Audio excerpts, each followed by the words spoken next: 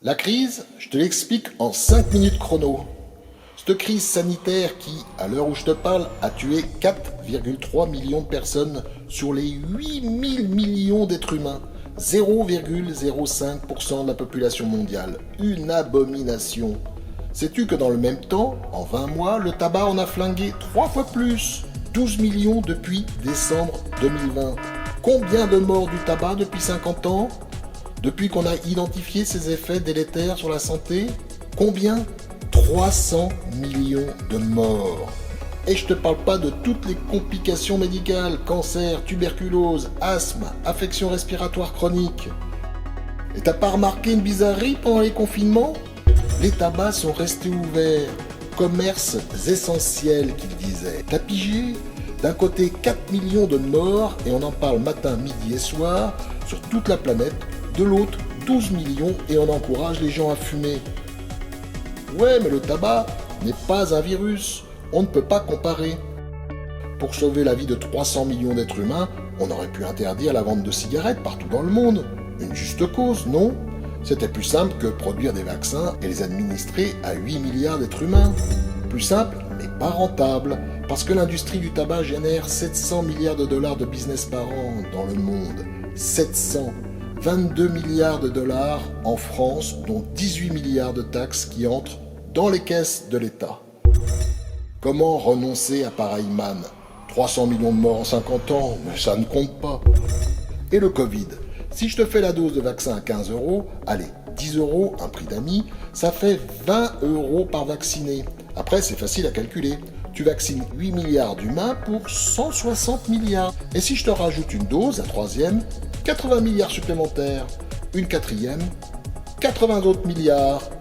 Si je te mets en prime les tests, tu doubles, tu triples ou tu quadruples l'addition. Et je te parle pas de tous les accessoires, les QR codes, les masques, le gel hydroalcoolique, les applis, les vigiles, les amendes, les campagnes de communication. Allez, je te fais le tout pour 1000 milliards de business potentiel par an. Le capitalisme en rêvait, le Covid l'a fait. Le produit qu'on peut vendre à tous les humains de la naissance au décès.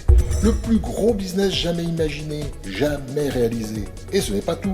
Contrairement au tabac, le Covid est un outil d'ingénierie politique et sociale ultra performant, un outil de propagande et de soumission sans équivalent. C'est pour ça qu'il est inscrit à l'agenda du nouvel ordre mondial depuis longtemps.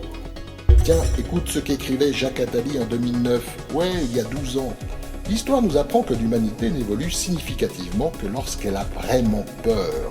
La pandémie qui commence, celle du virus H1N1, pourrait déclencher une de ces peurs structurantes. Une pandémie majeure fera alors surgir, mieux qu'aucun autre discours humanitaire ou écologique, la prise de conscience de la nécessité d'un altruisme au moins intéressé. Il ne faudra pas oublier d'en tirer les leçons afin qu'avant la prochaine, inévitable, on institue des mécanismes de prévention et de contrôle. On devra alors mettre en place une police mondiale, un stockage mondial, donc une fiscalité mondiale.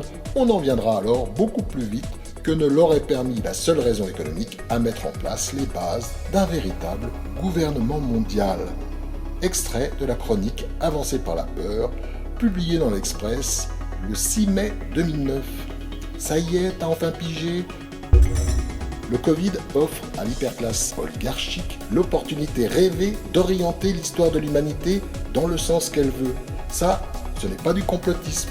Attali l'a écrit, et Klaus Schwab, le fondateur du Forum économique mondial de Davos, aussi dans son ouvrage Covid-19, The Great Reset, la grande réinitialisation de l'économie, de la finance, le grand reformatage de l'humanité. Et ça passe forcément par le contrôle numérique des populations à l'échelle mondiale. Avec le Covid, c'est possible.